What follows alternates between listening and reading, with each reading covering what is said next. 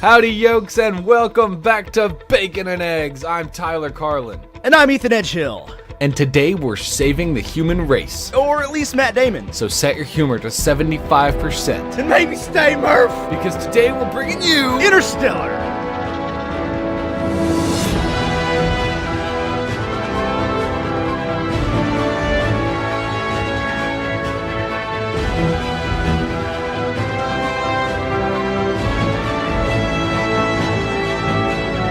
Interstellar was released on November 5th, 2014. That was 1,530 days ago on a $165 million budget. It brought in $677.5 million worldwide, 72% critic rating, 85% audience rating on Rotten Tomatoes, and a 74 on Metacritic. So Metacritic actually beating out critics on Rotten Tomatoes. They liked it better than Rotten Tomatoes. And I think that there's probably a trend there that we haven't noticed because we don't cover these kind of movies usually. But I think that Metacritic is saying this is a good movie. And some of the critics on Rotten Tomatoes are like, yeah, it's probably a 5.9. What do you...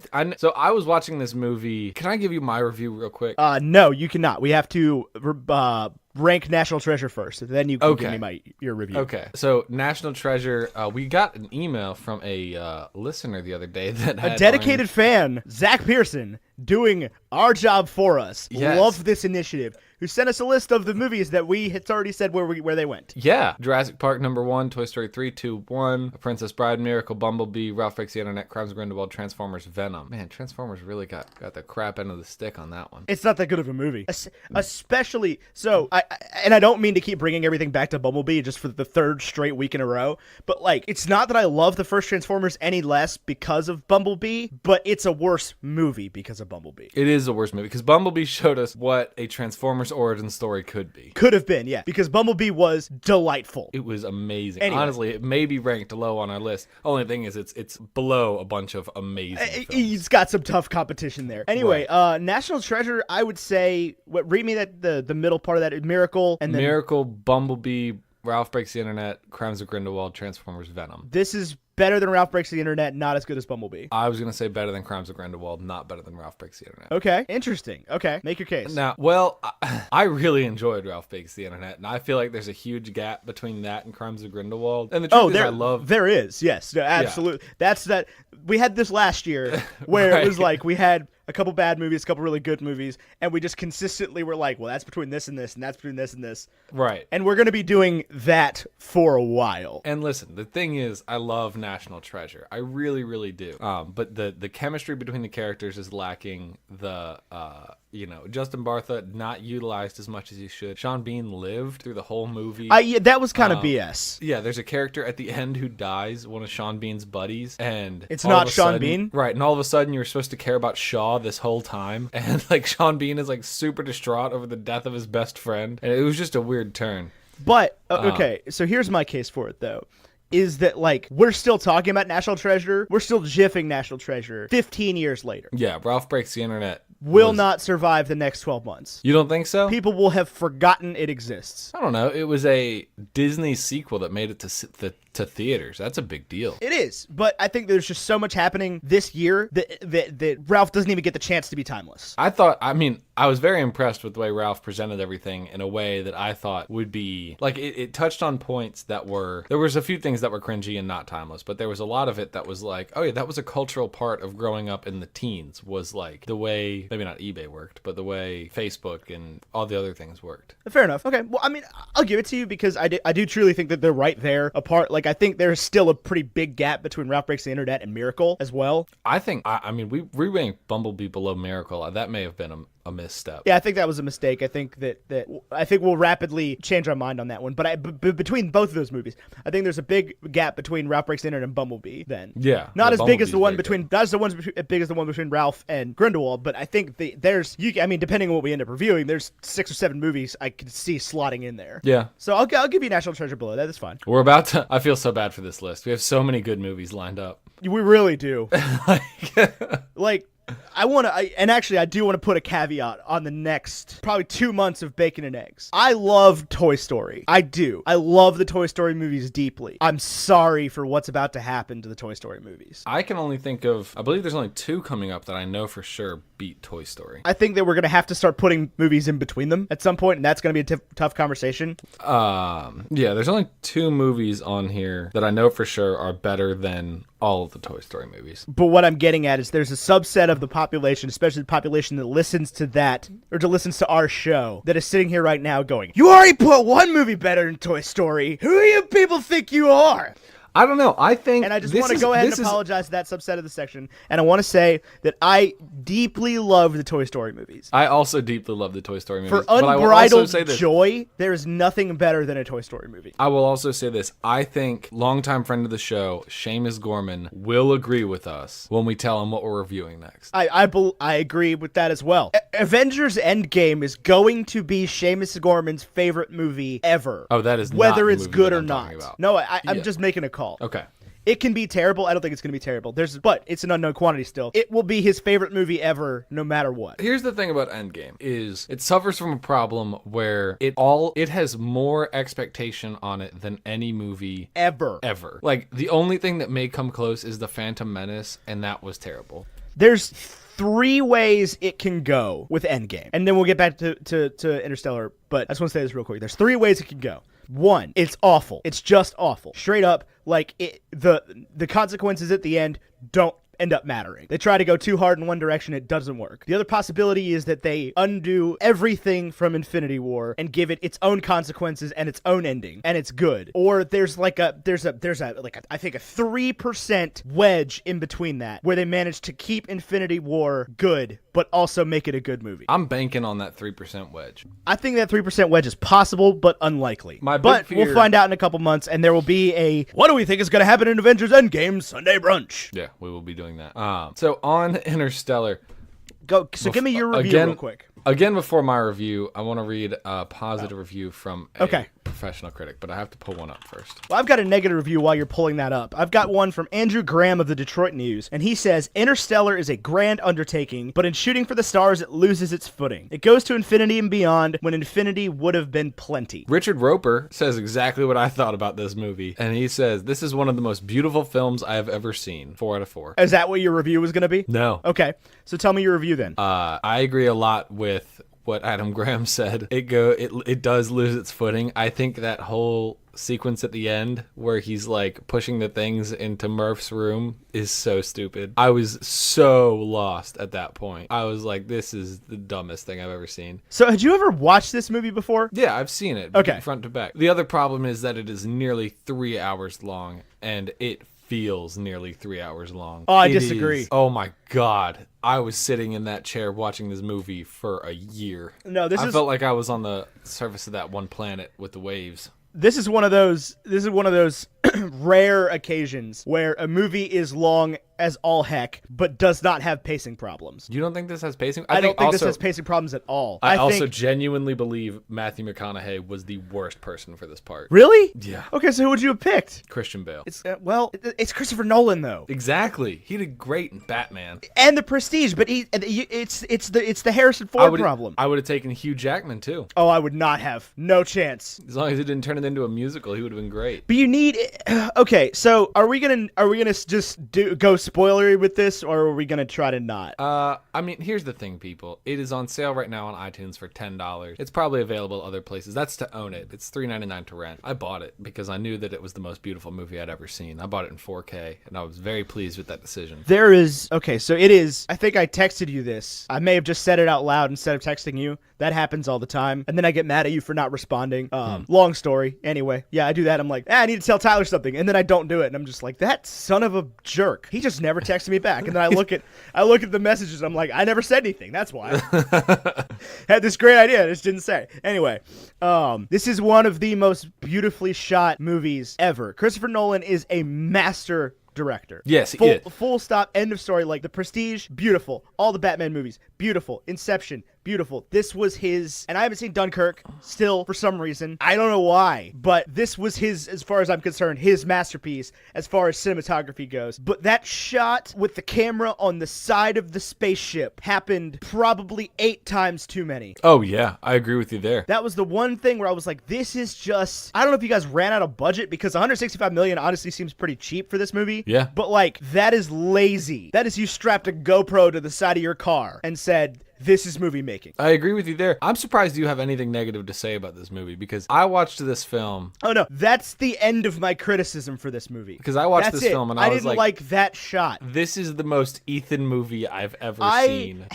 Okay, so I didn't even see this movie when it came out, because I don't think I really knew what it was. But I love movies about space. Specifically, like, science fiction movies about space. Like, movies about, like, outer Achievable space. space? Yeah, achievable space. Inner space. Yeah, but when I say inner space, people get weird about that term. There's no good term for this. But, like, less Star Wars and Star Trek, more Gravity. You liked Gravity? No. Okay. But everybody's seen Gravity. It won Best Picture. It's Alfonso Cuarón. I did not see Gravity. Fun fact. It's not bad. My understanding is that it's not bad at all. It's a very well-told story with poor pseudoscience. Sort of. It's just not really a story. It's very short, and there's not a whole lot of stakes to it. Like, I never once believed that she wasn't going to make it back to Earth in one piece. Right. Did win Best Picture. It did win Best Picture because it was the Lone Survivor movie. It's Alfonso Cuarón. It is beautifully shot. It's got Sandra Bullock and George Clooney, and they're the only 2 human beings in it. Really? I mean, no, but pretty much. So there's shots back on Earth, I would imagine. Not so many as you would think. It really failed on, like, make me believe this character. To me. Anyway, we're not talking about Gravity. Gravity, whatever, Best Picture. It was good enough. If you've never watched a, like, space exploration movie, you could probably start there. It'll get you in the door. I think The Martian is one more people have seen. Well, The Martian hadn't come out when Gravity happened. But The Martian also takes place almost entirely on a planet. Yes. The Martian's like Space Castaway. Yeah. That's not a problem. I love The Martian too, but there's not a whole, like, it's the spaceships that do it for me. Oh, the spaceships. The travel, the black hole sequences, that the relative gravity kind of stuff. And the science in this movie does work. I mean, no, it doesn't. More so than other space movies. Yeah, but like, if you travel into a black hole, you just collapse and die. You don't solve time travel. No. So we're spoiling the movie. Okay. Yeah. Okay. Cool. Yeah, no, I do not have, I get your complaints. I hear them. I am listening to, not you specifically, you, the human being that watched this and was like, what was that ending? I get it. I am not naive to the fact that, like, there's a little bit of wonky storytelling right there at the end. There was also a shot leaving Matt Damon's planet, which, by the way, what on earth was Matt Damon doing in this movie? Oh, because he was a reveal. He was like, because they didn't say, the way he wasn't, like, listed as in the movie. Yeah. It wasn't, like, starring Matthew McConaughey and Jessica Chastain and Matt Damon, which then, like, 2 months later, The Martian came out with Jessica Chastain and Matt Damon. Yeah, that threw me off. Matt Damon in a white and orange spacesuit, and I was just like, hang on.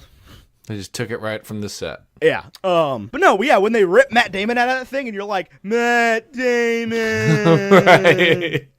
That's a big, like, the first time you see it, that's a big reveal. It's a big shock and awe moment. That needed to be, Dr. Mann, the best of us, the guy, he needed to be somebody, a recognizable face. Like a kind face. And you know what? I thought that he turned in one of his best pieces of acting in his career in this movie. You did? I did. I 100% did. And I'll tell you why. Because the first time I watched it, they pull him out of the thing, and he's sitting there talking about how alone he is. And talking about the misery after, like, he thought he was alone until the robot died. And then he's talking about the surface and all the probes he sent down. And I believed him, man. I believed it. I was sold on the part. I was like, Dr. Mann's going to save him. This is it. They found the thing. They found the planet. They're going to go down there. He and Coop are going to go search the planet. And then he turns, and I'm like, you, Matt Damon. That was the thing.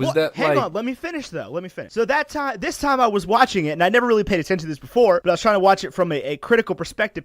And this time I could hear the ingenuity in his voice. I could hear the lie. I could hear that, like, that character from the Ocean's movies. I could hear him being Linus, trying to lie to people. I don't know. I felt like he sold it too well. You know, it's like, you're a great scientist. You're not a master poker face. But that's what I'm saying is that he is, and he sells that part on a second level that you would only catch on a rewatch. Yeah. So I truthfully think that was one of, at least his later, once I started doing grown-up movies career. I felt like Dr. Mann, I expected to be much older. It's Cryogenics. I get it. Like, it's all relative. He hasn't aged. You don't age in those things? No, you don't age in those things. Weird. So yeah, he's been asleep for 40 years or whatever. I would have thought he was older growing up. I felt like, if you're the best of man, you must have a long, decorated career of being the best of man, not like... I mean, you can only be so old to be... An astronaut. Am I still in that time frame? Because sign me up. I'm going to space.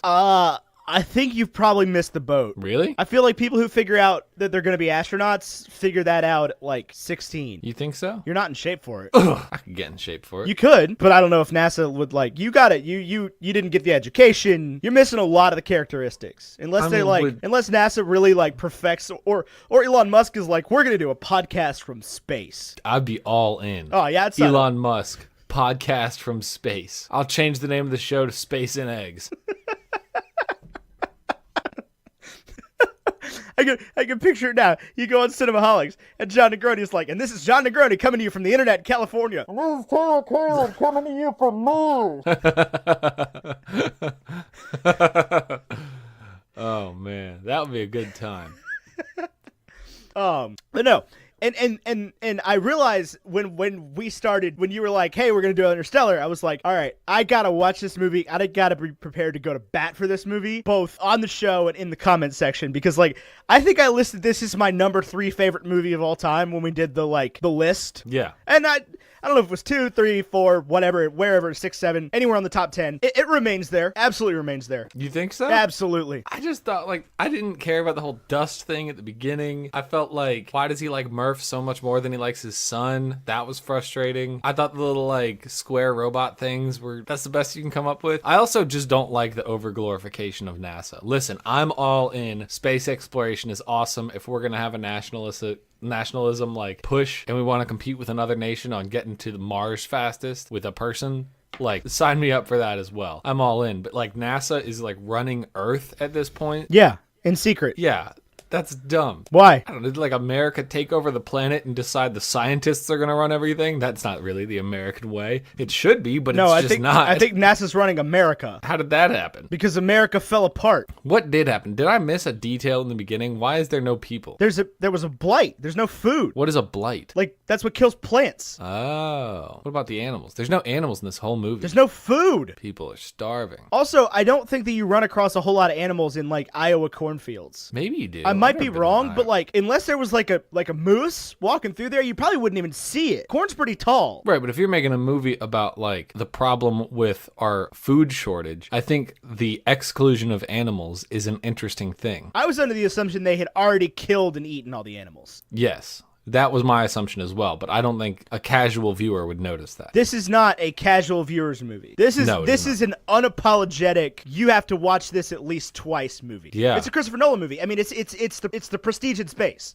Yeah, there's 2 Matthew McConaughey's. Well, yeah, kind of. Only instead of really being there, he has to hit the piano strings of time to make books move. Right, he's Murph's ghost. Yeah. So expound upon your issues with this movie, then. I mean, I really, really enjoyed this movie. Let me be clear. I had, a lot of fun watching this movie. It's really, that ending to me was just, what on earth is happening right now? What are you flying through this? I didn't like the robots. I thought that they were dumb. Really? Yeah. Oh, I love the robots. When one of the robots on the water planet turns into a wheel and rescues the girl, I was like, well, there's no reason why any of you should ever not be rescued from anything at this point. The robots can do anything. Right, but they can only grab one person at a time. Right, but if they knew that SARS or whatever could do that, why didn't the other guy run back to the ship? Because he hesitated. They're not. That was dumb. They literally this is the conversation they have in the ship after Doyle dies, whatever his name is, on the water planet. When they're waiting for the engines to cool off, Matthew McConaughey's sitting there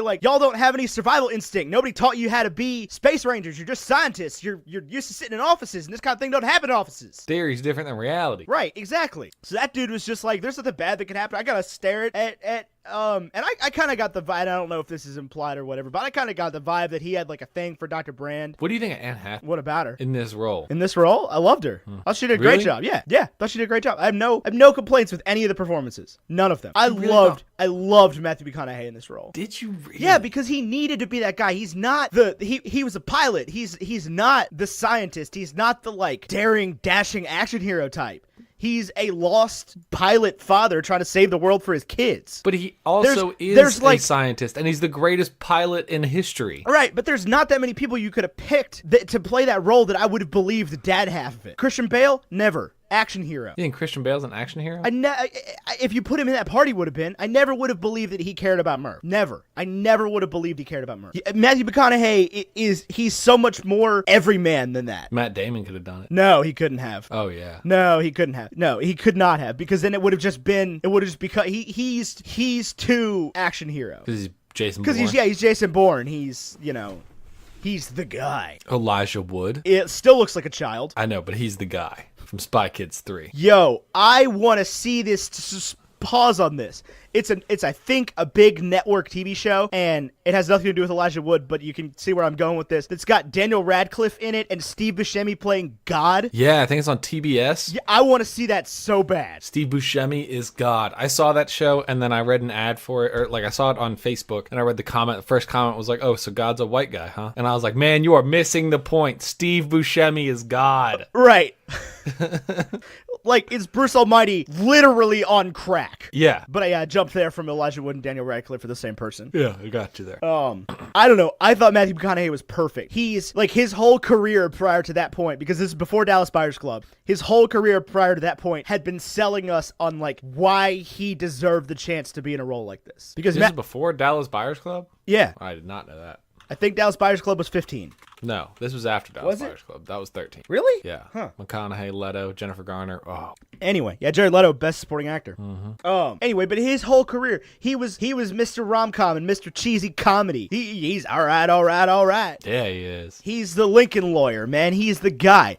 Like, he had been casually selling the world on why he needed to be the dramatic lead in a thought-provoking action movie, and it worked because I believed the dad aspect. I believed the pilot aspect. You know, there's a couple other people that could have done it, but they just wouldn't have been right. Like Tim Allen, I would have believed. Tim Allen? Yeah. No, he's too old. He is too. That's what I'm saying though. Is that like you had to have somebody that could believably be like 40, which there's a little something wonky with the timeline there too. Either that or they were just down on that planet for more than they were saying. Because when he gets back, he's got the telegram from Murph where she's like, "I'm as old as you were when you left," which would have made her 33, which would have made him 33 when he left. And I would never. But he's got like a 15-year-old son. And I would never believe that guy was 33 years old. Yeah. And he cares more about Murph because he doesn't realize that Tom is smart. That was frustrating to me. He though. doesn't the fact see- that he only cared about Murph was like Right, annoying. but it's a flaw. It's a flaw in his character because he doesn't realize that Tom is capable.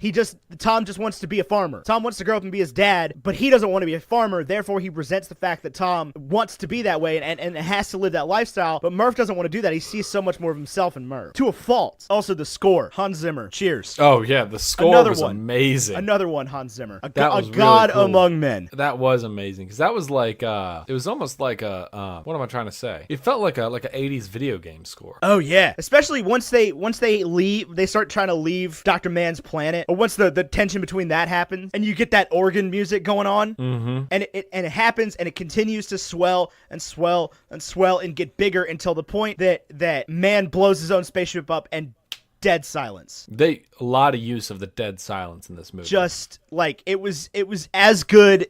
Not better, but as good as the use of the silence in Last Jedi. That was sweet. I mean, The Last Jedi, it could never be a 0 because of that moment. Yeah, I mean, that was awesome. But yeah, you can't poke holes in a Hans Zimmer score. Like, you just can't. I will say, by the way, this is definitely a 1. I feel like, if you want to know what a beautifully shot movie is. Good God. An example. 5 minutes into it, I looked at my mom and my girlfriend who I was watching this movie with, and I'm like, Christopher Nolan is a god. He makes corn look cool. Yeah. Like, they're standing with an old beat-up truck in a cornfield, and I'm like, that is the coolest place I've ever seen. Yeah, I mean, it's amazing. And, I mean, this is one of those movies where, like, I couldn't even begin to fathom how they got some of those shots, like, where those landscapes were. Because I get that, like, a lot of it's green screen, but you gotta have some sort of base. Like, where did where did they go to replicate Dr. Man's planet? Oh, you mean the ocean planet? No, the ice planet. Oh, the ice planet. No, that one I don't know. I don't know where on Earth that could be. The ocean planet gives you such a wild perspective because of the fact that the ship is just landed in like 3 inches of water. Yeah, but then how on Earth does it make these giant waves? There's a lot. The whole planet's water. Right, but if it's only 3 inches of water, I mean, like... I think it was more than 3 inches, but that's why there's only 3 inches of water, is because they're in the middle. He said it himself. They're in the middle of like a swell, a low point. That was a wild. And that's the thing, is this movie just keeps hitting twists and keeps hitting twists.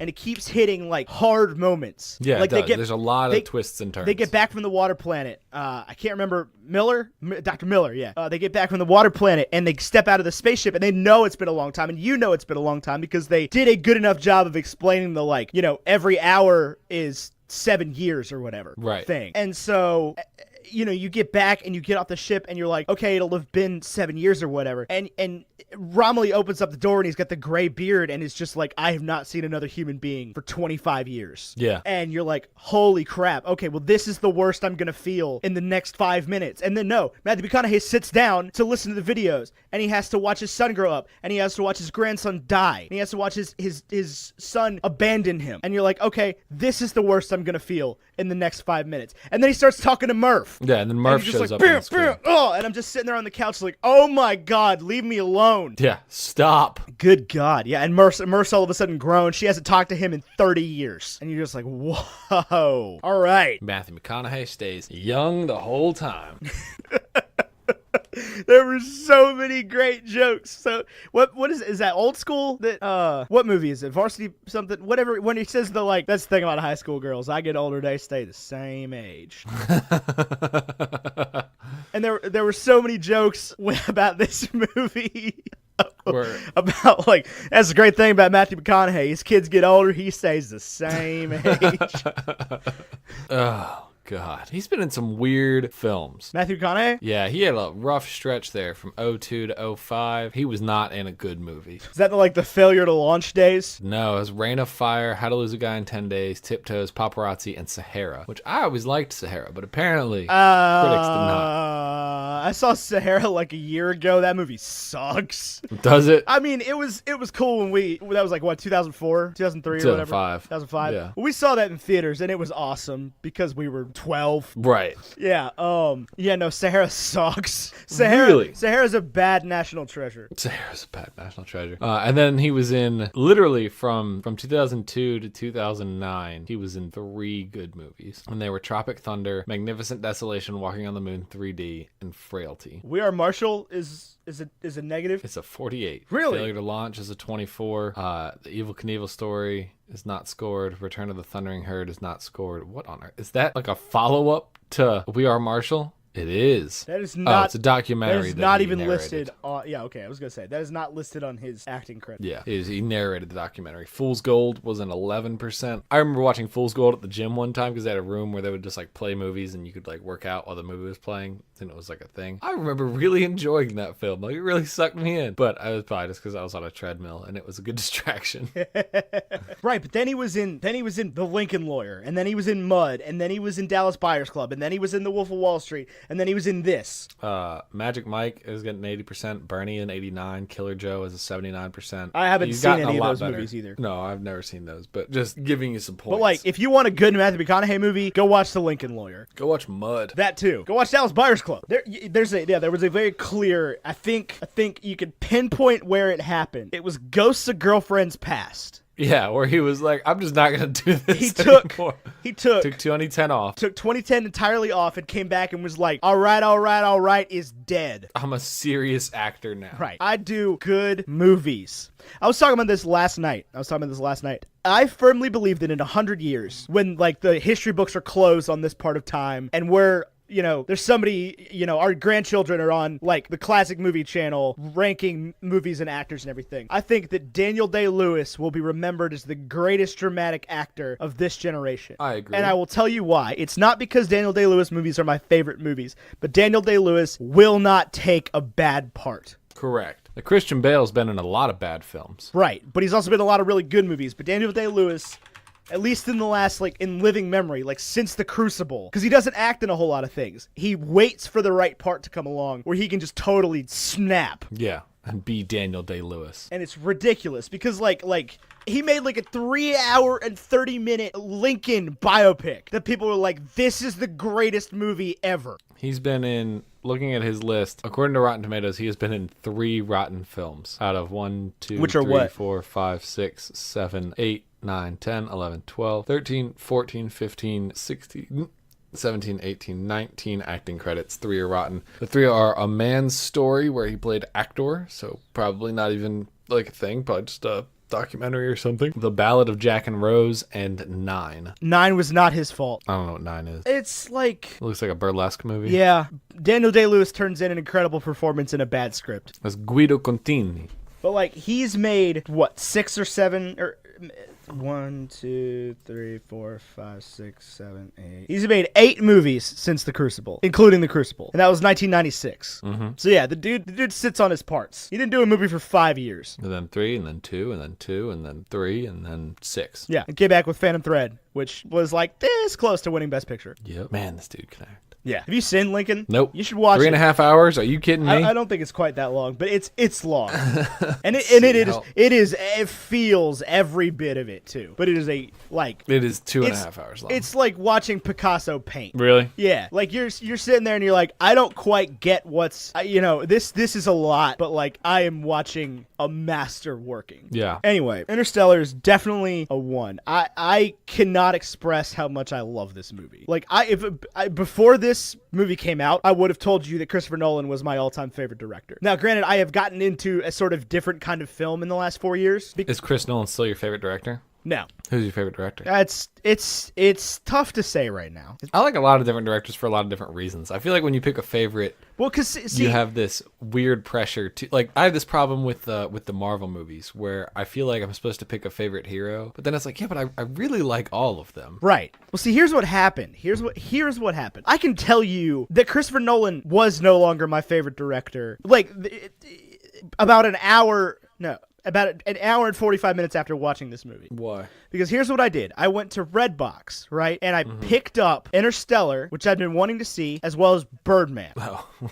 And I watched, in the course of one day, Interstellar and then Birdman. It's so good. And I was like, okay, both of those are amazing movies for entirely different reasons. Are you a big Alejandro Gonzalez Inarritu fan? I don't know, but that was the moment where I shifted from like, I want Christopher Nolan movies to like, I want more movies like this. I want weirdly directed movies. Right. I want risks. And that was when I started appreciating people like Edgar Wright more. Yeah. He's on a short list of people I would say are my favorite director right now, just from a filmmaking standpoint, from like a behind the camera standpoint. And as I learn more about like making video and editing video and doing the vlogs, I'm like looking at Edgar Wright movies. I'm like, this dude knows what the hell he's doing with a camera. Yeah, he knows exactly what he's doing all the time. Right. Like there is not, and he's the edit to the beat guy. Yeah. Where he's just got like a song or like a click track playing in his head while he shoots and cuts his movies. I mean, that's insane. I would pay a certain amount of money to like just be on the set for a day while an Edgar Wright movie's being shot. While like they're doing a sequence like the opening credits in Baby Driver. Where everything's happening behind it, like the words are all over the place. Right. The words are all over the place.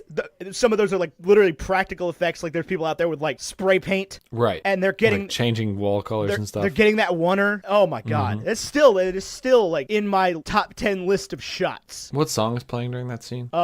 The second song on the soundtrack. It's real chill. Harlem Shuffle. Yep. What a coffee run What scene. A bold movie. It's so good. It's because it starts you off by making a hard pitch that A, car movies are cool again. This isn't the Fast and the Furious 14. And B, Bell Bottoms by the John Spencer Blues Explosion is the greatest song ever made. Yeah, that's what it's got. That Sean. is the hard pitch. We can still do heist movies too. Right. We can do heist movies that like have nobody in them. Ansel Elgort wasn't nobody. This was after Fault in Our Stars. He was a nobody as far as big teen yeah, film. but he was a nobody as far as heist movies go. Also, Jamie Foxx and Kevin Spacey aren't nobody. No. John Hamm. No, I agree with that. But like, it's not another Ocean's movie. It's not another like Al Pacino movie, and it's not like an adult spy thriller. Oh, I know. I can't watch those freaking Jason Bourne movies. It's not like, it's not, the girl who stole the baby driver. Right. The girl with the baby driver tattoo. Right. It's none of that. It's a completely, original idea about, a car heist movie. I will say this about Steven Soderbergh, who directed the Ocean's films. Another one of my favorite directors. Yeah, he makes good movies. Yeah. And then, you got to throw it back to, and this is what I was talking about, though, is when I was hot into Christopher Nolan, it's I thought his movies were the end-all be-all of movies, the end-all be-all of storytelling, that big twist ending. I thought that was important, and it is important. I love the way Christopher Nolan makes movies. I love the way this movie's made. I love the Dark Knight movies. I love The Prestige. I love Memento. I love Inception. But get them all in there. Make sure people don't know you just seen The Dark Knight. No, but I truly do love all those movies. Yeah, I love all 3 Dark Knight movies almost equally. No, but we're gonna find out soon that you do not love the third one as much as you think. I do love the third one though. They're they're one giant movie. Oh, I disagree. The second one is 2 giant movies alone. That's correct. I remember The Dark Knight was the first time I sat in a theater and was like, is this movie over yet? Does it end? Because it ends halfway through. Yeah, and then it ends again. And then it ends again with an equally good ending. Yeah, that was 2 movies. Yeah. That's what I'm telling you. Anyway, I love Christopher Nolan, but then, like I said, I watched this movie and I was like, holy fucking man. And I was like, okay, cool. I'm gonna grab another beer. I'm gonna put Birdman in. There's no way it's gonna stack up. And then my mind was just like... And I was like, I don't think I can talk to anybody else for a day. That would have been an amazing day for cinema to watch those 2 films. Especially on our old... We had the TV you had for the next few years, right? Yeah. Or was that on Bertha? That was not on Bertha. Ethan and I used to have one of those big box tube TVs. Yeah, the CRT television, it weighed 300 pounds.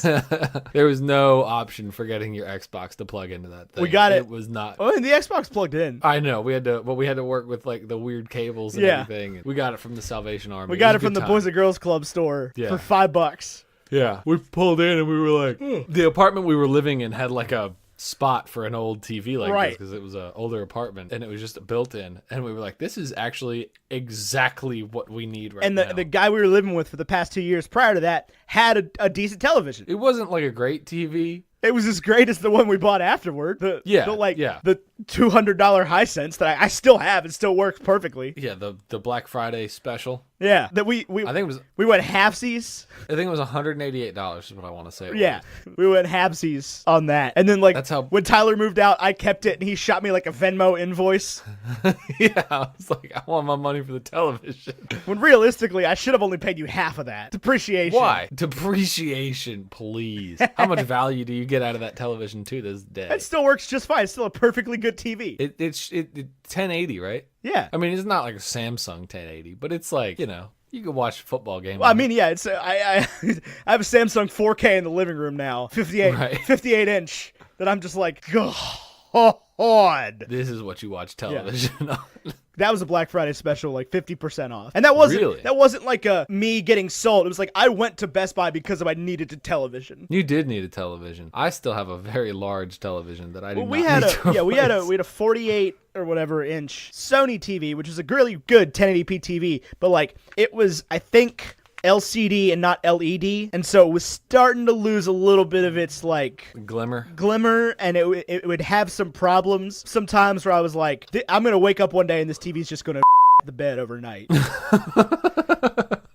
So I was like, you know what, the TV deals are not gonna come around again for another year. I'm just gonna go and pull the trigger. So we bought a TV.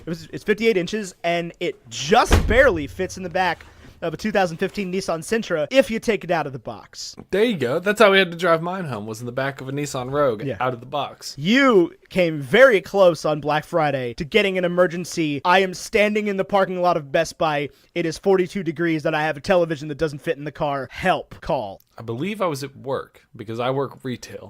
You might have been at work. I think you would have been off by then. No, you didn't. No, this was Thanksgiving night. You guys hadn't. Oh, okay. Yeah, I could have done that then. I could have shown up with my truck. Yeah, because we were all going to go out Black Friday shopping, and then you guys were just like, nah, not this year. I don't think we have any money. I think that was the problem. That was fine. I went Black Friday shopping. I got a monitor that I'm currently looking at, which has created a huge problem in my life. What is your 2-monitor problem, Ethan? Well, one of them is the Samsung curved monitor that you have. Mm-hmm. Right? Mm-hmm. Which I didn't think this is going to be an issue. I honestly did not think that this is going to be a problem. But the left one is the Samsung Curve monitor, and it's 1080p, right? And the right one is a Dell monitor, flat, that's 4K. So it's better. It's better, but it's like they're the same. They're both 27-inch, but it's bigger. Because it's not curved? No. Because it's 1080, it's 4K instead of 1080p, and I didn't at that point understand exactly what that meant, to the point where like when I drag my mouse, you know how dual monitor works, right? Yeah, you just move your mouse from. So when I move my mouse, it's probably a solid 2.5 inches down is where the like cut over point starts. Interesting. So like, because it's so many more like pixels. Right, so many more pixels tall that like there's no way to make them line up. You can't just have the Dell monitor shown 1080p. No, because it's gorgeous. You could just buy another Dell monitor. That's the problem I'm left with now, is that like this was cheaper on Black Friday. It wasn't a particularly inexpensive monitor then. It was a lot more than the Samsung was. Yeah, I got the Samsung for like 120. I got the Dell was like 250 on Black Friday sale. Oh, so that's like a $500 monitor. No, it wasn't that much discounted, but it would not be inexpensive for me to just get another one, and then I have 3 monitors. Right, and then but here's the thing: is you have the Samsung that matches mine, so you just give me the Samsung, right, and then I have 2 matching monitors, and then you have 2 matching monitors, and then now as a company, we have 4 monitors total. We'll talk. 2 per person. Because this Dell monitor is, because what I did was I looked at, because at Best Buy they had a whole rack of like 27-inch computer monitors, right? And I just stood about 5 feet back from them, and I was like, which one of these looks the best? That one. I want that one. And I did, and it's beautiful. I do love it. It's a great monitor. But yeah, there's just no way to make it like line up. So like if I pull the mouse over 2.5 inches down on the right monitor, it goes to the top of the left monitor. Weird. And there is like a middle point where that's pretty much equal, but it's not a huge problem at all by any means. This is a first world problem. You know, okay, this is a phrase that's always frustrated me, the first world problem thing. First world refers to like a capitalist economy, okay? And then second world, a communist economy, and then third world, no economy at all. Well, okay, so I'm not by any means saying that like I'm part of the 1%, but this is probably like a 5% problem. Probably on a global scale, you're part of the 1%. Oh, yeah. Because you're an American. Yeah. Yeah. Well, no, I wouldn't say 1%. I don't know. 1% is small. How many people are on Earth? Like 7 billion? Yeah. What's 1% of 7 billion? Like 7 million? I don't know. I don't know how to... Numbers get hard at this level. Plus, our European friends are going to be like, well, a billion is a million, and then Americans are like, a billion is 1,000 million. No, they're not. A billion means the same thing. No, it doesn't. Yes, it does. What number is just before a billion? 999 million. 999,999? Yeah, that's the same year world over. No, there are parts of the world where a billion is 1 million, 1 million. No, there aren't. Yes, there are. No, there's not. That's how numbers work. By this. I agree. Listen, Ethan, I'm with you, and I agree with you, okay? But I've been frustrated by this problem before. I just think you're incorrect. I think you're misinformed. I hope that I am, because I don't want to be incorrect about this. So 1% of the world is 70 million people. So I'm not part of the top 1% of the world. You don't think so? You think there are 70 million people richer than you? In the world? I think there's 70 million people in the United States richer than me. Yeah, same. Yeah, like in the world? Yeah, no, not 1%. But anyway, this is it's a top 10% problem. Like people in like communist Vietnam are not worrying about the resolution on their left monitor. That's what people are getting at with like a first world problem, is that if you take even not a step back, but if you just lean back, you realize that like this is not an issue. Shut up. Right. If you just ease on back a little bit. Ease on back. Ease on down the road. I don't think that's a song for you, Ethan. What does that mean? It means, I don't know, maybe you aren't the person that should be singing that song. Why? Because you're not very good at it. Okay, wow. Harsh. You ain't Michael. I'm not saying I am. Do you have a favorite Michael Jackson song? Man in the Mirror. I do love Man. Yeah, Man in the Mirror. Oh, yeah. That or Billie Jean. Billie Jean, not my love. I like Billie Jean. I like Smooth Criminal. Honest to God, I know this is super cringy and super neckbeard and super like I have a finger 11 tattoo, but I truly do like the Alien Ant Farm version better. I mean, I like them differently. I like them for different reasons. Correct. Michael Jackson is his songs are timeless, catchy, and well written enough that they are excellently covered almost every time. Yes.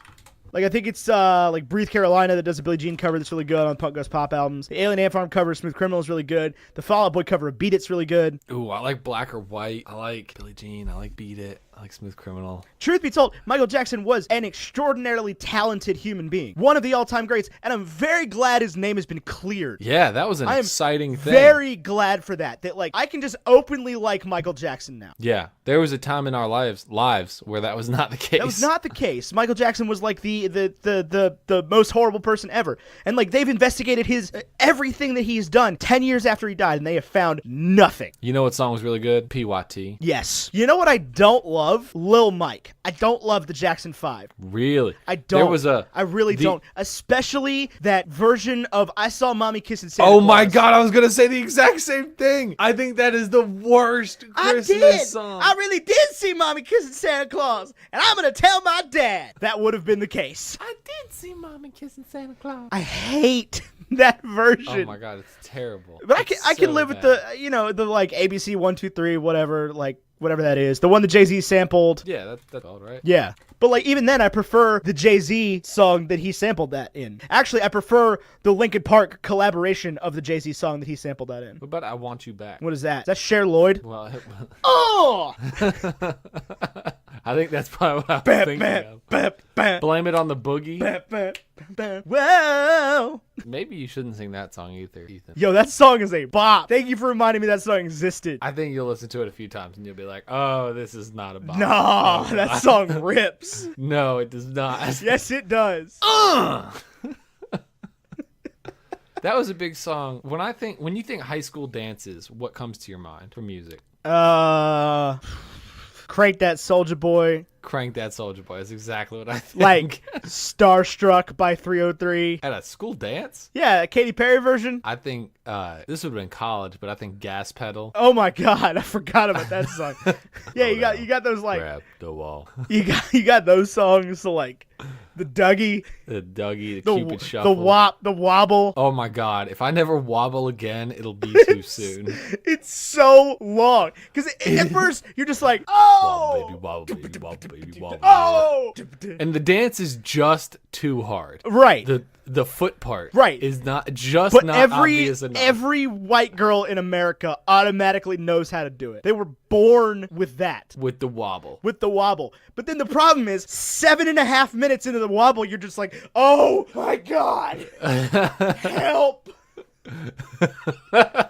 How long is that song? It's like, it is long. It is long. It is 5.5 That's minutes what long. the number I was going to say was 5.5 minutes. Yeah, 5.5 minutes. I feel the of same way about music all of video. those line dances. By the time I'm done with 3.5 minutes of down, down, do your thing, I'm just like, stop. I could do the Cupid Shuffle for a day. I could not. That's a great, like, that will be our future generation's version of like water aerobics. It's just gonna be a gym full of old people doing the Cupid Shuffle and the cha-cha slide. And then just like, one hop this time, then everybody breaks their ankle.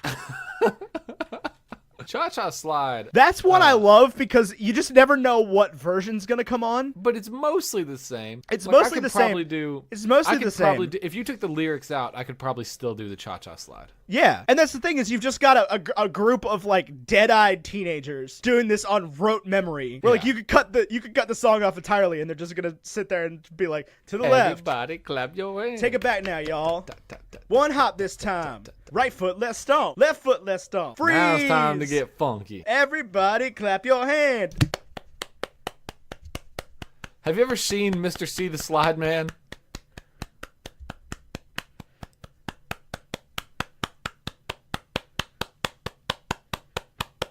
Turn it out. I have not. He looks like Hold on, let me look this guy up. I'm watching the music video for the cha-cha. This dude looks like Ice Cube Oh my God. never met a groomer or a barber. He looks like, oh my God. Jesus This Christ. is the best thing I've ever seen. Yo, speaking of Ice Cube, the other day I watched 21 Jump Street and 22 Jump Street back to back. How Those do you have movies so much free are time? hilarious. You science. Those movies are absolutely hilarious. Quit praying to Korean Jesus. He's busy with Korean. Those movies are really good. And the second one where Jonah Hill's dating his daughter. Yes. He's just like, how are you, Doug? Tell me about yourself, Doug. Oh, I love those movies. Are hilarious. But yeah, Ice Cube. Anyway, yeah, Mr. C, the Slide Man, also known as DJ Casper. For money, I could not have told you that dude's name. No, I do know that when I lived in Duluth, Minnesota, he came to Superior, Wisconsin, the local roller rink for. Yeah. That sounds like a good thing to do on roller skates. That's the kind of gigs this dude is doing now. You never done that on roller skates? No. Oh man. No, I haven't. That was my jam. I was. That very sounds like good. a great way to hurt yourself. I was a heck of a rollerblader. Slide to the left. Ow! I mean, you can literally slide. They're on wheels. I'm talking about like roller blades. As are roller skates. So I was imagining a bunch of people at like a roller disco. I don't give a crap about roller blading. I think that time is come and gone. People still use rollerblades here in 2018. 2019, whatever. Get over yourself. But I think the roller skate, the 4-wheel roller skate, is a timeless invention. So you think like because any idiot with ankles ankles, make a comeback? No, any idiot with ankles can rollerblade. Like it takes talent to roller skate on the 4-wheelers. You talking about the like 2 in the front, 2 in the back? 2 in the front, 2 in the back, where you can do all the dancing and stuff. I mean, we can go to the roller rink today, and I can show you. Okay, what listen, rollerblading is all about. I am not any idiot with ankles. Okay. I will rollerblade. I left my circles around. I left my left ankle at Rebounders back in 2013. Is it still hurting? I mean, every time, because this will happen every now and then, where I'll just step down on it the wrong way and like it'll just roll. It'll just roll because you went on a trampoline that one time. Yeah, it'll just roll and then it hurts for like 2 weeks and then it gets better again. But like rollerblading is the easy option. No, it's not. Roller skating is the easy option. No, it's not. Yes, it is. No, it's because not. You got on a blade. You're rolling on a blade. It's like ice skating. Rollerblade? No, it's not. It is not like ice skating at all. Roller skates are like, that's what the speed skaters use. The 4 wheels. No. Yes. Speed skaters do not skate. Well, whatever. That's the art form of it, though. That's what they use in roller derby. Have you ever been to a roller derby match? Yeah, and those people are flying. I haven't been, but those people are flying. No, they're not. Yeah, they are. Not as fast as rollerblading. If you, you cannot tell. So, if you go to the roller rink right now, and somebody's out there doing a bunch of fancy moves on their roller skates, that person looks cool. If somebody's out there, running circles around the outside of the ring on roller blades, that's a... You think so? Yeah. That's, because man. Because rollerbladers have it in their head that they get to go outside. I don't think so. Oh, yeah. When I throw on my rollerblades, I don't think, man, now it's time to go out. Yeah, it's time to go out and, blade down the greenway. Blade? Going blading? Those people. Have you... You gotta watch... You gotta watch Rhett and Link's Buddy System, the first season. Why, do they do a lot of blading? There's a whole episode, yeah. Hold on. I gotta make sure I'm correct about this. Yeah, I am. There's a whole episode where, Rhett joins a blader gang and Link joins a skater gang.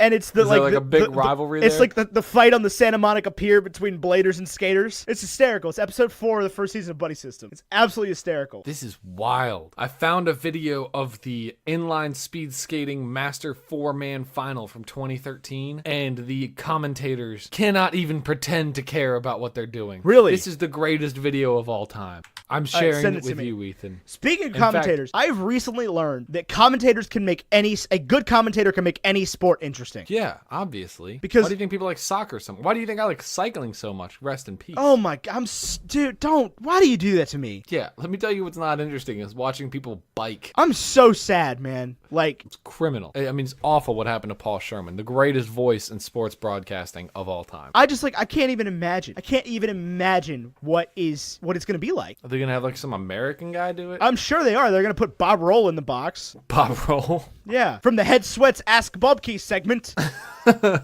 No, seriously, Paul Sherman dying is one of those moments where you take a look at your life and you're like, why do I even do this? This guy... Why wasn't I not appreciating this man more? Well, no, not even that. It's this dude, and I'm not saying that, I'm using this as an excuse to not be in shape or whatever, but, this dude went out and rode bikes every single day of his life. He was, a 5-time Tour de France rider. He led bicycle safaris in Kenya when he wasn't calling the Tour de France. What a life. Or Uganda or whatever. And died at 62 years old of heart failure. Just so what? sad. How does I know. that dude die of heart failure? Oh, I know. I mean, it's He did unbelievable. everything right. And honestly, they'll probably figure out in 10 years that like maybe you shouldn't do 7 hours of intensive cardio every single day for your entire life. No, don't be crazy, Ethan. Everyone should do 7 hours of intensive cardio. I'm just saying that it might just wear your heart out a little bit faster if it's constantly like, oh my god, dude, so you're stop. I don't know. But yeah, I can't, I'm excited for the Tour de France because I love the Tour de France, but like having to hear Phil call it without him is going to be really weird. Yeah, it's going to be very weird. It's not something I'm looking forward to in 2019. It's not something I'm looking forward to in 2019. There are many good things about 2019. But anyway, a commentator can make any sport interesting. I recently got YouTube TV, and on YouTube TV, there is the NBC Olympic channel. Where you get to watch which shows figure skating year round. Olympic sports year round. So like I've been watching recently quite a bit of like cross-country skiing. Do you have a favorite cross-country skier? I do. At least American? for women. Yeah. Jessie Diggins. She's the next miracle on ice. Jessie Diggins. Now, can you buy like a Jessie Diggins jersey? No. They wear spandex jumpsuits. Can you buy a Jessie Diggins spandex jumpsuit? I'm sure you could. I would not recommend it. I think what you'd end up doing is you'd just call the people that make them for Jessie Diggins and be like, hey, can I get one too? And they'd be like, yeah, what would you like on it? Jessie Diggins. Right, the exact same thing. No, but that's the thing is skiing is like it's like running in the same respect where they just give you like a paper number to strap to your chest. Right. Can you buy her numbers? Probably for not very much money. I don't think she sells them. I am certain that if you contacted Jessie Diggins and was like, I want to buy one of your numbers, she would be like, that's awesome. I don't make very much money doing this. Oh, definitely not. That's one of those things where if money started being involved, the next greatest person would show up out of nowhere.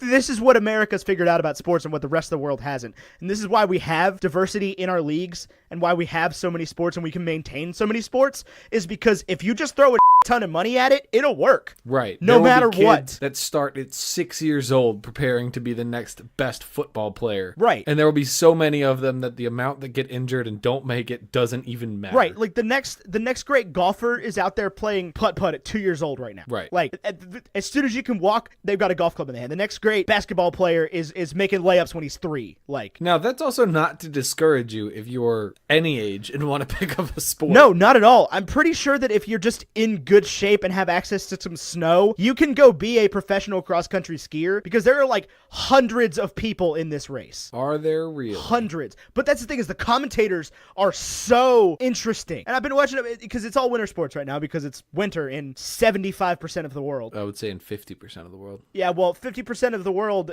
it's winter in 50% of the hemispheres. But let's be real here. Most of the world is in the northern hemisphere. It's a fair assessment. Look at a map. That Russia thing is pretty big. Yeah. But it's literally Tour de France. It's those guys, but different guys. But there's those guys for every sport. For like ski jumping, for cross country skiing, for biathlon. I'll tell you, these enthusiastic Brits, when it comes to sports, make sports much easier to swallow. Yeah. It's the same with soccer, like I don't want to watch soccer with an American commentator. No, well, most of these guys, because they work for NBC, are American commentators, and they give me hope that there's still a future yet in sports broadcasting for me. Ethan, if you want to do sports broadcasting, let's just start going to Little League games and calling them.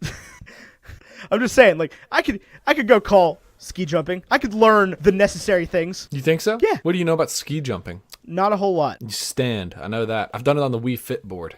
I do not know why they put tiny trees all over the hill in straight lines and funny shapes. I could not tell you. Maybe it blocks the wind. Nobody has ever told me. No, not like wind block, like 3-inch tall pine trees. What? Do you have an example of this? Just look at a ski jumping hill.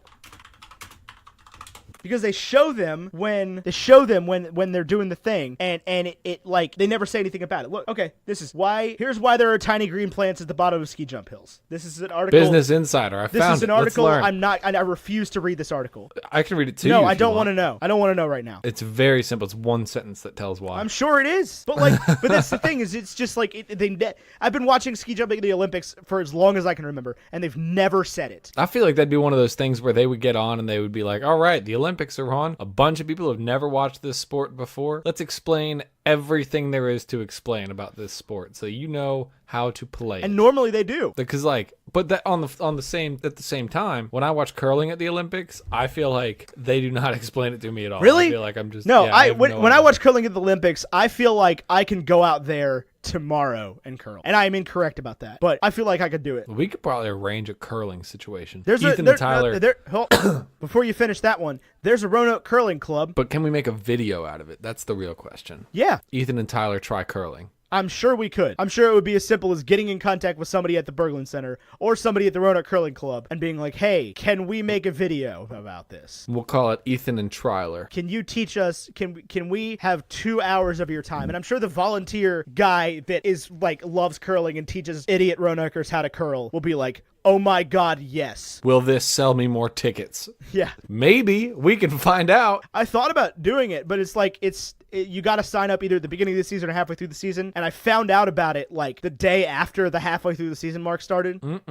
So Ethan, you could have had a whole thing with you. That was also right at the same time as I was starting going to the gym. And so I was like, I feel like this is not going to help with my gym like pursuits. a totally wonky addition to the way you live your life wouldn't affect your gym membership? What? No, I just feel like I would just be in pain all of the time now. Oh, I see. Instead of most of the time. How's your gym membership going? It's going for you? well. It's going well. Yeah. I'm enjoying it. Loving it. But I'm still like, after I get done with workouts, I'm useless. Really? For physical labor, yeah. And I feel like going out there and trying to sweep ice is not the ideal way to recover. You're just going to have to learn on that one. It's probably because you still haven't gotten quite into, like, how many weeks have you gone 3 times the same week? A couple. But, like, a lot of times there's something that comes up. Yeah, I picked a horrible time to start. Like, right after the birth of your trainer's child. No, I mean, he's 5 or 6 months old. Well, still a baby. But that came up, and there was a snowstorm, and there was Christmas, and there was New Year's, and then now I'm going to be gone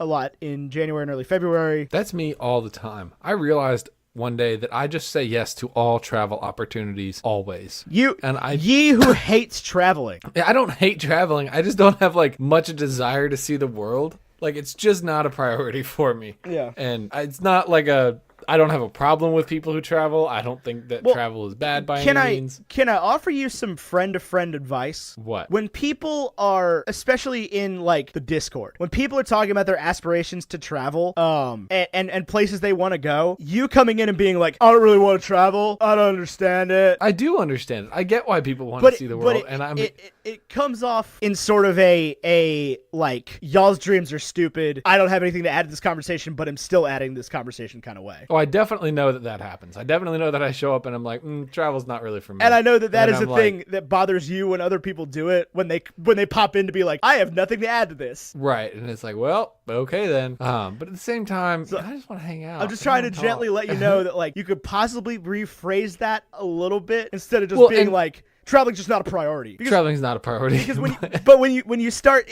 you use a slightly condescending language about it, where it's like, it's not my priority. It shouldn't be yours either. Right, and that's not my intention. Basically, my approach with travel is that like there are parts of the world that I want to see and I would prioritize, but I have so many other financial obligations right now that like the thought of prioritizing going to Spain just seems so incredibly irresponsible to me.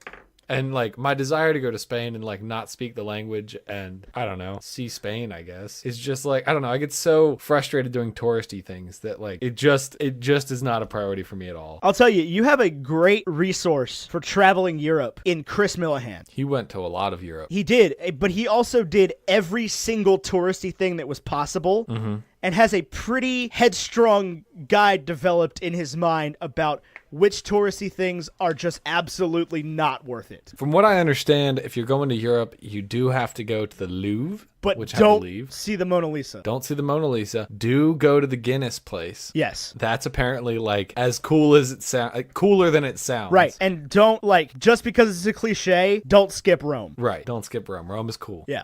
My thing is I really do want to travel to Europe. I know that's cliche. I don't care. I don't have a whole ton of interest in the rest of the world. I want to see the rest of America. I want to see the rest of America. I'd love to go to parts of South America. Asia, I'm not interested in. It sounds like a whole lot of food I don't like and just unmanageable language barriers. Yeah. I feel like in Europe, it's like, well, I can kind of speak a lot of these languaes. Right. Like, I know Spanish pretty darn well, which means that, like, I could figure out road signs in Italy. Right. I could figure out nouns. Like, I can find a bathroom, I can order food. Like, Right. not gonna be an issue. I can piece together Italian. I can't speak Italian, but, like, when people are speaking Italian at me, I could piece together what they're saying. The roots of the verbs are pretty much the same to the point where, like, conjugation and tense doesn't really matter. Right. I will say this. You know how people talk about anxiety a lot and they get anxious about all sorts of things? I don't get a lot of anxiety. I'm not typically embarrassed by things. I will say that if I went to Rome, I would be anxious all the time while ordering food that I'm pronouncing the names of the food wrong, even though literally every single American tourist does it. I feel that, and I would feel that. I agree with you. I'd feel that specifically about Italy. Yeah. I would feel about France as well. Italy is one of the places that Americans seem to have this high horse. Specifically certain parts of America have this high horse about pronouncing Italian words properly. Yes. Like, every time an American from the Northeast is like, I want my pizza with mozzarella, I just want to literally put my fist through that person's face. Like, you're American. Just pronounce it like we do. You're not better than me because you're from the Bronx. Okay? You want mozzarella? You want mozzarella. You want ricotta in your lasagna. Not ricotta in your lasagna. Lasagna. I get it. I understand. But you're not from Italy. Your grandmother might be from Italy. You're not from Italy. Also, people from Chicago, you're not off the hook. It's a pierogi, not a pierogi. Hey, it's a peduggy, okay? You're a different breed entirely. We had this conversation. It's a nostalgia thing for you who hates nostalgia. Whatever. I don't hate nostalgia. I'm not gonna argue with you on that one. But it could be a pierogi, it can be a peduggy, it can be a pazuzu. It's whatever you want. It is certainly under no circumstances a pierogi. Pierogi. That's not an American word. What do you think about? We were talking about this recently. Deep dish pizza coming to Chicago. Listen, I don't have a problem with your pie full of pizza. I really don't. Like a pie dish full of pizza. I think you've made a fun, exciting product here in Chicago. But when we talk about like the gold standard of pizza, if I have to clarify this is deep dish pizza and this is pizza, referring to New York style pizza, there's already a clear winner. Look, I grew up in Roanoke, Virginia, to a father from, much like you did, to a father from New York. And I don't know how your dad feels about this, but my dad had very strong opinions about pizza. We ate, the only pizza we would order for a long time was Frank's. I had Frank's Pizza the other day for the first time in probably 15 years. What do you think of Frank's? That place is excellent. I'm talking Frank's by Kohl's. No, wrong Frank's. Frank's on Brambleton. Frank's next to the old Sonic. Now, I believe those are similar owners, but different food pizzas. Yeah. Frank's next to Kohl's sucks. I've made that mistake one time. But my dad liked Frank's on Brambleton because he could get Sicilian pizza, which is the big, fat, square one. He's from New York and he wants a fat pizza? Yeah, no, it's a Sicilian pizza. It's not deep dish. It's just like really thick crust. It's supposed to be like, and it only came in margarita. Right, yeah. With it's always how it is. It's got tomato sauce. It's got like chunks of mozzarella and like basil. See, I'm not a big margarita pizza guy. I'm not either. But I have yet. Here's the thing, though. I grew up in Roanoke, Virginia, which is not a place necessarily known for its pizza. For a long time, your options were Pizza Hut, Domino's, Papa John's, Frank's, and Frank's. Right. There's two Franks. There was two Franks. They were different. If you lived on this side of town, at least. I mean, there was Humble Pie out in Salem. I think it's still there. They're not bad. Humble Pie, and then Vinton. There's New York pizza, which people swear is the best pizza in town. It is. It is absolutely the best pizza. Yes, it is. It's too greasy. No, it's absolutely the best pizza in town. It is. You're just ordering the wrong thing. They have really good pizza, but it's in Vinton. Oh, yeah. I mean, if you want me to go to Vinton, you've asked way too much for pizza. That's the thing. That's not, it's not a huge drive, but it's just massively inconvenient. Because then you're stuck out in Vinton. Yep. And it's like, that's the only place in Roanoke where I feel the need to lock the doors on my car. Like, you really shouldn't either. It's a fine part of Vinton that it's in. It's barely outside of Roanoke. It just looks horrifying. I mean, it's like across the street from a Kroger. It's not like a scary place or anything. Not the New York pizza. What I'm talking the part of Vinton you have to go through to get there, where it's like with the pawn shop, with the two one-way gun streets, shop, abandoned park, another pawn shop. Yeah. I will say this about pizza on the topic of chain pizza. There was a long time in my life, I'd say probably 8 years. I would say, probably 16 to 24, where I was concerning myself with which chain pizza was the best, and I was asking the wrong question. I have a certified option for you here. Certified opinion. I was looking at Domino's and Papa John's, okay? And what I learned going to parties at Ben Carlin's house, I didn't realize this is while I was busy worrying about Domino's and Papa John's, Pizza Hut started making the best pizza in the game. They just did not. They did. They did not. It's Domino's. It's not It's absolutely Domino's, Domino's. I love It's not. Domino's. Domino's, there was a time where I was hungover as all get out. And I said, you know what? I'm going to have some Modanos. And it made everything worse. Okay? How does pizza make a hangover worse, Ethan? Look, you can't blame your body. I mean, you can't blame you can't blame Domino's for your body's irresponsibility. Listen. I'm sorry that your body did not handle that pizza correctly, and that's an unfortunate thing. But Pizza Hut is just overblown garlic bread. It's not, Ethan, when you brought Pizza Hut for the Google Hangout, which don't do tonight, but when you brought Pizza Hut for the Google Hangout last time, a few times ago. Okay, I'm done. First of all, I'm done bringing things to the Google Hangout for a while. Okay. You don't have to bring anything.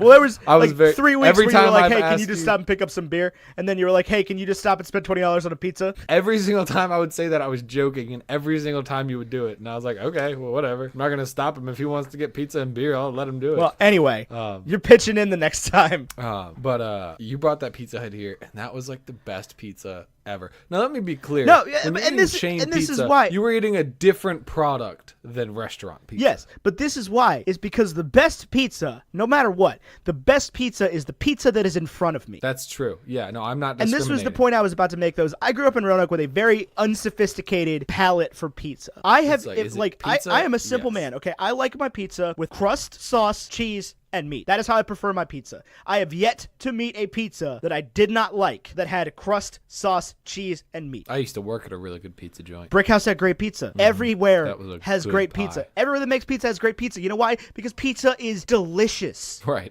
It's bread and cheese and sauce Like and meat.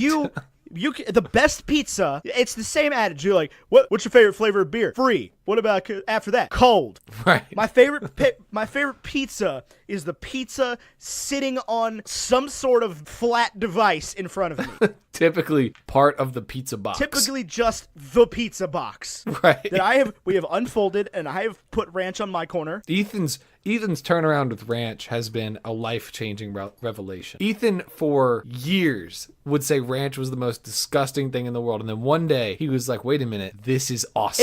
It was Brickhouse that did it for me. And you know what? I'm here for it. I'm here for Ethan's love Because of ranch. I was eating a Brickhouse pizza that was 75% crust. And I was at a table with somebody that had ranch, and I was like, hey, can I borrow some of that ranch for this crust? And I just dipped it. And I think that was probably the first time I'd ever actually had ranch in my life. I just knew that ranch was like 99.9% mayonnaise, and I hate mayonnaise. It is not mayonnaise at all. Yeah, it is. Ranch is mayonnaise? Yeah. No. Yeah. What else would it be? It's ranch. Okay, it's mayonnaise with a packet in it. You can make ranch dressing yourself. You get a Hidden Valley ranch packet and some mayonnaise. I don't think you do. Buttermilk, salt, garlic, onion, mustard, herbs, chives, parsley, dill, and spices, black pepper, paprika, and ground mustard seed based on mayonnaise.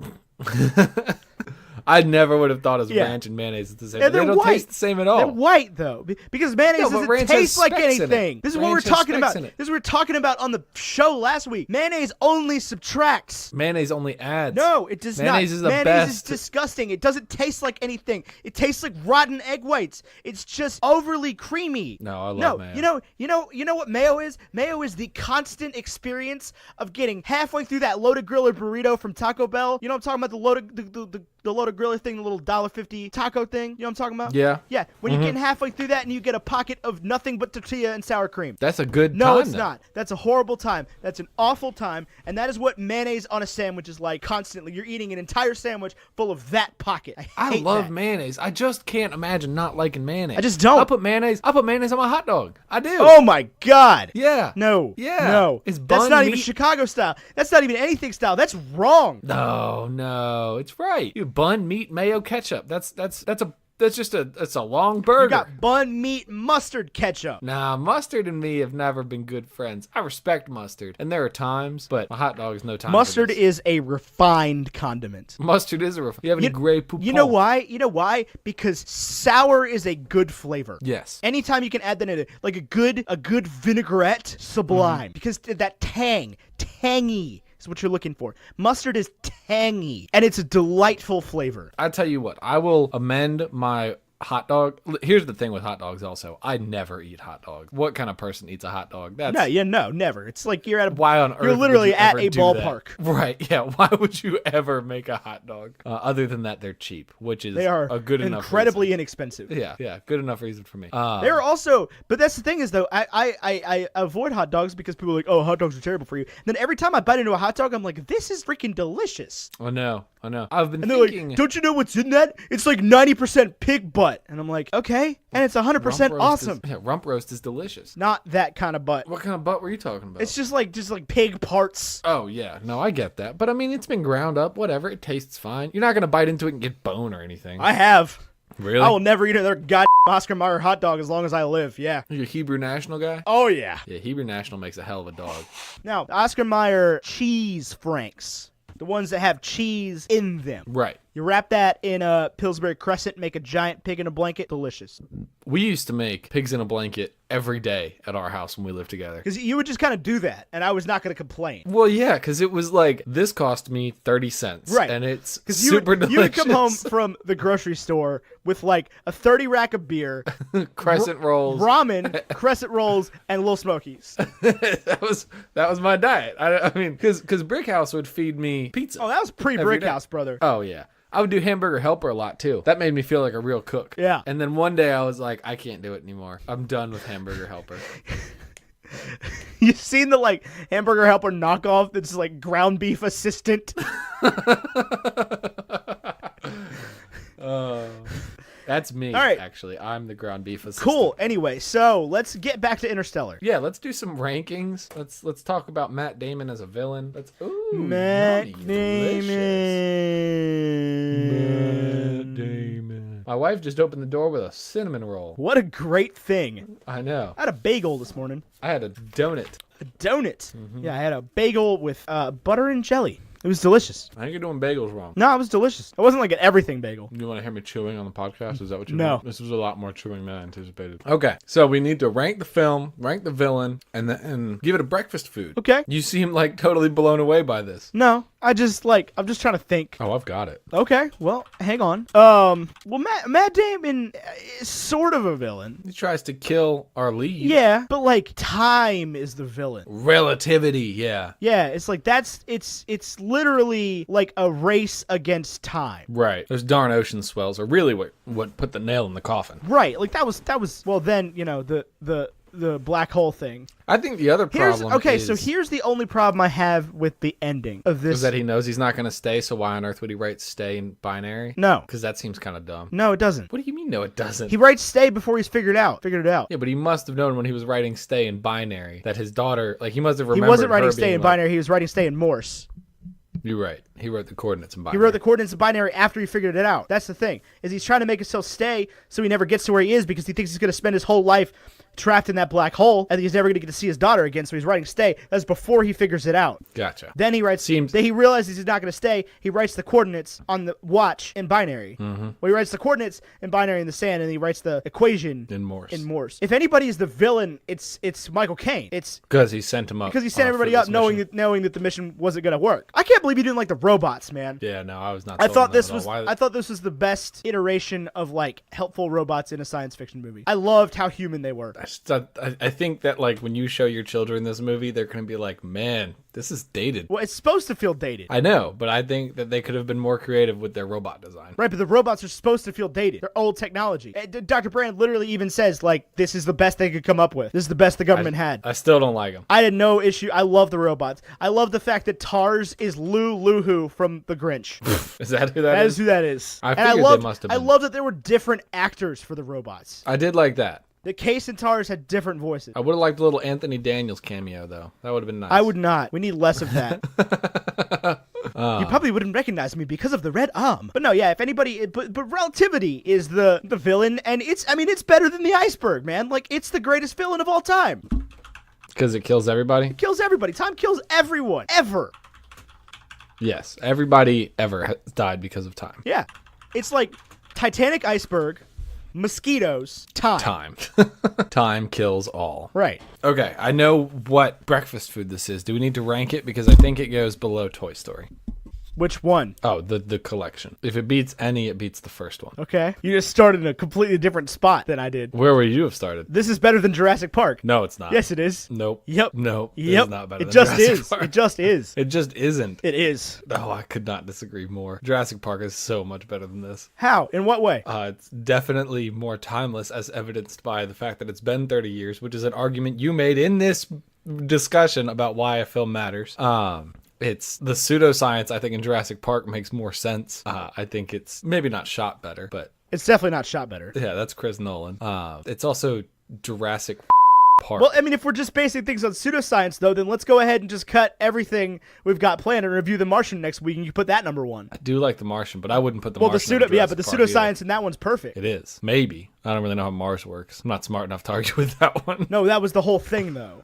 Is that it should work? No, is that like they did the work on that one. They got that one right. Well, that one works until the end, though, and he's like, I'm Iron Man. And he propels himself. I'm not sure that's how that would work. I mean, it would have been. NASA's basically said it would work, but you would not have control to the degree he had. Right. But like the science is behind that working. It would just be such an enormous amount of chance. Right. That like You're out. there was a 99.9 repeating chance that he just missed entirely and drifted into space forever. And died. Yes. No, I mean, this is a really good movie. I just think that, like, the ending is so unsatisfying for me. Like, I don't know. I don't like really basically the entire close of it. Basically, after going into the black hole and after that, I've lost interest in this movie. I mean, I hear you. I hear what you're saying. I just think you're wrong. Because I just think that, like, the scene in the end where it's like, oh, we're playing baseball near Saturn. You know, the whole thing is like, okay, that's nice. And then he steals one of the ships and flies back and meets Brand or whatever. Right. Well, and the black hole thing, I was so, like, unsold on that whole thing. Like, I can touch time and space. I'm in the fifth dimension. You know, I just don't think there's a way to portray that on screen that will satisfy me. That's the whole point, is they're rendering it in 3D. But it didn't give me answers that I thought I was going to get. And it wasn't interesting. I figured they were gonna... I understand that it was like, oh, the they is us, and a future civilization of humans is the ones who's going to figure this out and set all this up for us. And just like all of time and space boils down to a little girl's bedroom for this man. That's what it all revolves around. And it seems paradoxical and it seems silly. Why, though? It just, like, why that girl? Why does it go to her? And why does he type out stay in Morse code? He knows that conversation with her happens where he doesn't stay. Right, he wants to stay. He hasn't figured it out yet. I don't know what you mean he hasn't figured it out yet. If he's punching out the Morse code, he's figured it out. No, he hasn't figured out that he's the one that needs to be there. He has that revelation immediately after that. Did you watch the movie? Yeah, I did. He has that revelation immediately after that. But he knows, like, Matthew McConaughey must remember being in her room and seeing her write out stay and figuring that out. He must know that that's him doing that, and he must know that he doesn't stay. So why would he do it? To make himself stay. But he knows that he doesn't, and he knows that he reads the message to stay and he doesn't. He wants to change time. That's all he's figured out at that point, is that he can affect the past. But he can't affect the past. No, he hasn't figured that out yet. Happened. You're looking for flaws that aren't there because you think no. You're accepting. I'm not. I'm not. You're just not paying attention. I am paying attention. You're not paying attention. He has that revelation immediately after that. He talks to Tars. He figures out that he's the one that has to be there. It has to be her. It has to be him. It has to be them together. He figures that out immediately after that. That's why he switches to giving them the coordinates so that he finds NASA. That's why he switches to giving out the code to the equation so that they can save humanity. He makes the sacrifice. I don't know. I thought that whole sequence was just silly. Well, then write it off as silly, man. I mean, if that's what you're going to do, then you're going to do that. I can't change your mind on that. It makes absolute sense. It just seemed like a weird turn for the movie to go. That's where it completely lost. I don't know. Then watch it again. Because I've seen it more than once. And I watched it and I was like, I mean, I understand what's happening, Ethan. It's not like I don't get it. You just said you don't get it. You're just saying that you don't understand what's happening. That's what no, just I came out of your mouth. Is that why would he write this? I don't get why he would write it. And that's where the movie loses me as an interested fan. I don't get I don't get why that's where the story went. I don't get, like, you could have written it so many different ways and instead you chose to control time and matter and relativity. Well, so how would you have written it?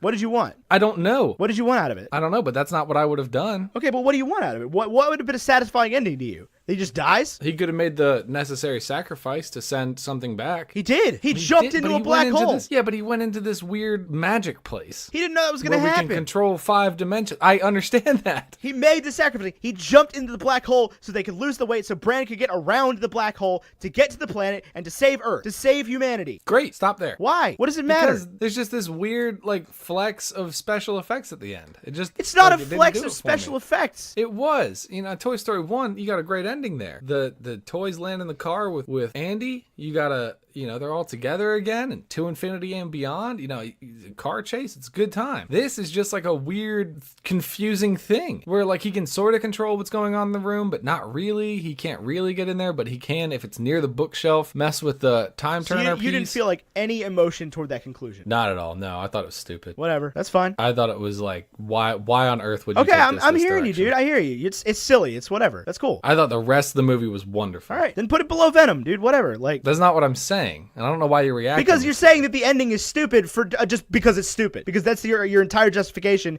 is to go, well, this is silly. I think it's silly. Therefore, it's a bad movie. No, you're asking me to rate it and what reasons I don't like it. You're not giving me a reason. You're just saying it's silly. The rest of the movie didn't build up to that poor ending. The rules don't work in there. Okay, then drop Infinity War to the bottom of the list. Infinity War's not on this list. No, but go back to that list, reopen that list, and drop Infinity War all the way to the bottom below the Phantom Menace. If that's what we're going to rate Ramis on, as whether or not the rest of the movie led up to that ending, then Infinity War is a big old fat goose egg. I don't know why you're reacting this way and why you're so upset. I'm not saying to put it that low. I gave it a top 5 position on this list. Yeah, but it's better than Toy Story. Like, these are kids movies. These are movies about talking toys. We're not in the same galaxy, dude. Yeah, kid movies about talking toys that tell an excellent story from beginning to end. It doesn't. There's no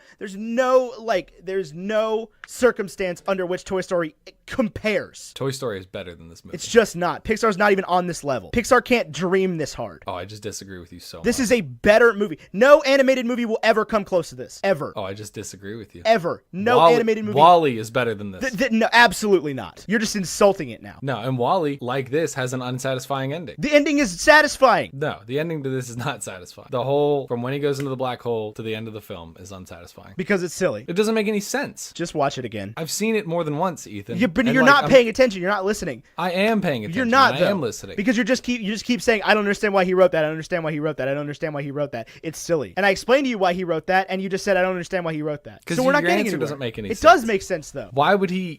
It does not make any sense. You think this is better than Jurassic Park, really? Yeah. This is not better I didn't put Jurassic Park on my top 10 list. This is not better than Jurassic Park. Okay. I'll give you Toy Story because that appears to be very important to you, but this is no, not I mean, better than we can Jurassic put it Park. below Toy Story. I don't feel like you have a compelling reason for it. I don't feel like you have a compelling reason for it to be better than Toy Story. It's just a better movie. It's one of the greatest shot movies ever made, ever in history. I mean, Toy Story was animated. It's not shot, but it was still. And that's why it'll never compete, ever. That's why an animated movie will never effects. compete. That is why an animated movie will never compete to a movie like this. Oh, I just disagree. Because you can do whatever you want. You can do whatever you want with animation. There is no limit to possibility. There's nothing. There's no trick to it. There's no yes, animation is hard work. It takes a long time. I get that, but you can do whatever you want. So you don't have to make it. There's no acting. You don't have to make an actor do anything. It's voice acting. They still establish and obey rules, and it's not about how hard it is to make the film. It's about how good the final product is. And the final product of a live-action movie is better than a final product of an animated movie 10 out of 10 times. Disagreed. And before people in the comments are like, well, Small Soldiers is live action. Apples and oranges. That's a bad story. What is Small Soldiers? It's Toy Story, but live action, and it's bad. Yeah, I'm very surprised that you think this is better than Toy Story. I'm very surprised. Like, I know that you have this hardline stance about animation not being the same as it's just not as good. It's just not as good. But I'm very shocked that you feel that way. That being said, we can put this at number 2. No, I mean, that's fine. We'll put it at number 5. It's whatever. No, I think, if it's that important, it's not that important to me. It's not that important. Sounds like this landed with you a lot better than it did with me, and maybe whatever. I mean, if you really think it's better than the Toy Story series, I'm happy to put it at number 2. No, it's fine. We'll put it at number 5. I just would love a compelling answer for you as to why you don't like the ending, and all you're telling me is that it's silly, and I just don't. That doesn't land with me. So we'll put it at number 5. It's fine. Or 4, whatever the hell. Exactly what Adam Graham said from the Detroit News. I couldn't agree more with this. Interstellar is a grand undertaking, but in shooting for the stars, it loses its footing. It goes to infinity beyond when infinity would have been plenty. If he had just thrown himself into the black hole and sacrificed himself, you've got a great hero's journey. You've got a great ending. You've got humanity saved on Bran's planet. You've got a story that satisfies, but it goes beyond, and it's like a weird, And it never gets trying it never to gets be talked about. It mind-bending never ending. gets talked about again because it's just another space movie where somebody dies. I just disagree. People are still talking about Armageddon. People are still talking about Gravity. People are still talking about shouldn't be Moon. talking about Gravity, okay? And Gravity, nobody dies in Gravity People are still talking about it. because she lives. There is no circumstance where honestly the 3-act structure of this film does not matter. People are still talking about The Martian. Because he lives. But I think had he died, you've got a great story. No, And because I he think died, you've got a movie that killed Matthew McConaughey and nobody wants to watch it. I'd watch it. That'd be tragic. It would be wonderful. It'd be beautiful. You It'd have are a great not story Joe front to back. Filmgoer. You're not Joe Filmgoer. You have like a positive prejudice towards these space movies. Yes, and you asked me to review one of my all-time favorite movies. You asked me to review a movie that was on my list but not your list. And then you're telling me not to defend it. I'm allowing you to defend it, but you're asking why I don't like it, and I'm telling And you. you're allowed to not like it, and that's fine. But all your defense was I don't like it because it's silly. And then I started giving you reasons, and then you keep coming back to me saying it's silly. You're not listening to what I'm saying. I am listening, but you're not saying anything other than that you don't get why he said that, which I explained, and then you don't get why he said that, which I explained, and then you don't get why he said that, which I explained, and then it's silly. But I said, like, the rules in the little 5D world don't make any sense, which is annoying and dumb. Why is his communicator working? Why is Because he Tars able to isn't get there those with him. coordinates? Right, but why? Like, where? I don't know. How does time and space work in here? Like, it doesn't make any sense at all. So I did not like the ending of this film. So I would put it, if you would ask me where I'd put it below the Toy Story films. Sounds like, I think otherwise it's a very good movie that's with some very good competition. I think compared to a lot of the other things we're going to talk about, it's a very good film. And it's going to stay towards the top. If you feel like, it lands with you and it's a quality film, I'm happy to put it at number 2 below I Jurassic just said Park. we can put it below Toy Story. It's fine. But I'm not, you're going to have to keep fighting for Toy Story. Okay. I don't think I have a problem with fighting for Toy Story. I think those are incredible films.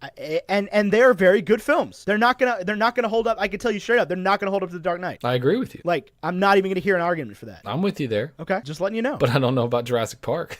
I don't know about Jurassic Park.